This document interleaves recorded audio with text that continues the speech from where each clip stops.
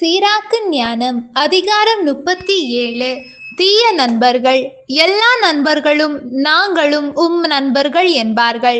சிலர் பேரளவில் மட்டுமே நண்பர்கள். தோழரோ நண்பரோ பகைவராய் மாறுவது சாவை வருவிக்கும் வருத்தத்திற்கு உரியதன்றோ? ஓ தீய நாட்டமே, நிலத்தை வஞ்சனையால் நிரப்ப எங்கிருந்து நீ உருவானாய்? தோழர்கள் சிலர் தங்கள் நண்பர்களின் உவகையில் மகிழ்வார்கள், துன்ப காலத்தில் அவர்களை எதிர்ப்பார்கள். வேறு சில தோழர்கள் வயிற்று பிழைப்புக்காக நண்பர்களுக்கு உதவுவார்கள். இருப்பினும் போர்க்காலத்தில் எதிரிடமிருந்து அவர்களை காப்பார்கள். உன் உள்ளத்தில் உன் நண்பர்களை மறவாதே, உன் செல்வத்தில் அவர்களை நினையாமல் இராதே. அறிவுரையாளர். எல்லா அறிவுரையாளரும் தங்கள் அறிவுரையை பாராட்டுவர். சிலர் தன்னலத்துக்காகவே அறிவுரை கூறுவர். அறிவுரையாளரை பற்றி எச்சரிக்கையாயிரு. முதலில் அவர்களது தேவை என்ன என கண்டுபிடி. ஏனெனில் அவர்கள் தன்னலத்துக்காகவே அறிவுரை கூறுவார்கள். இல்லையேல் உனக்கு எதிராக தங்கள் செல்வாக்கை பயன்படுத்தலாம். அவர்கள் உன்னிடம் உன் வழி நல்லது என சொல்வார்கள். பின்பு உனக்கு என்ன நடக்கிறது என பார்க்க உனக்கு எதிரே நிற்பார்கள். உன்னை சந்தேக கண்ணோடு பார்க்கிறவரிடம் அறிவுரை கேளாதே. உன்மேல் பொறாமை கொள்வோரிடமிருந்து உன் எண்ணங்களை மறைத்துக்கொள்.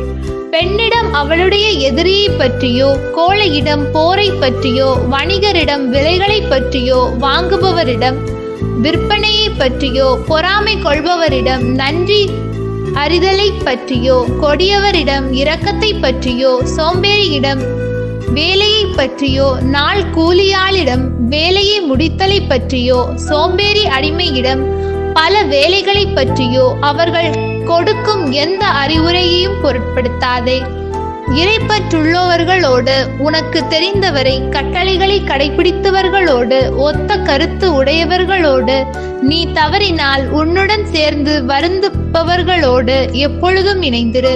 உன் உள்ளத்தின் அறிவுரையில் உறுதியாய் நில். அதைவிட நம்பத்தக்கது உனக்கு வேறெதுவும் இல்லை. காவல் மாடத்தின் மேலே அமர்ந்திருக்கும் 7 காவலர்களை விட மனித உள்ளம் சில வேளைகளில் நன்கு அறிவுறுத்துகிறது. இவை எல்லாவற்றிற்கும் மேலாக உன்னத இறைவனிடம் மன்றாடு. அப்பொழுது அவர் உன்னை உண்மையின் வழியில் நடத்துவார். ஞானம். எண்ணமே செயலின் தொடக்கம். திட்டமிடல் எல்லா செயலாக்கத்திற்கும் முன் செல்கிறது. மனமாற்றத்தின் அடையாளம் 4 வகைகளில் வெளிப்படும். அவை நன்மை, தீமை, வாழ்வு, சாவு. இவற்றை இடைவிடாது ஆண்டு நடத்துவது நாவே.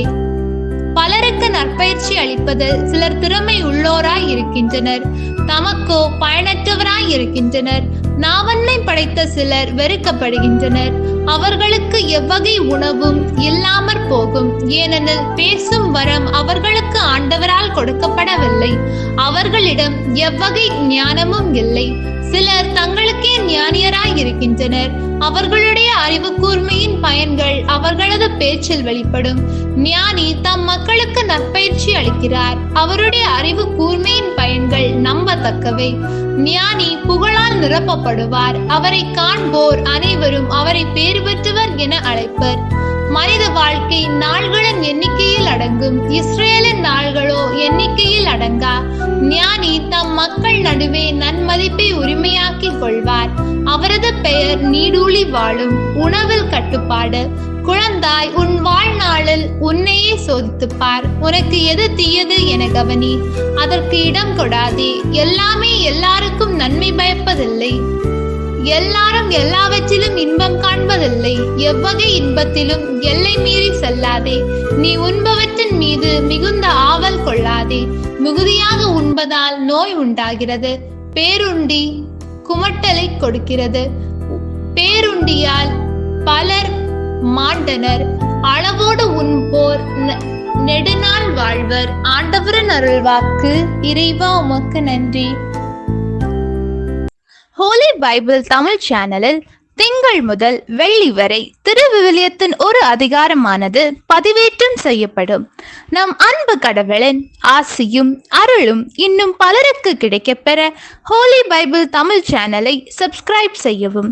மேலும் உங்கள் உறவினர் மற்றும் நண்பர்களுடன் ஷேர் செய்யவும். நன்றி.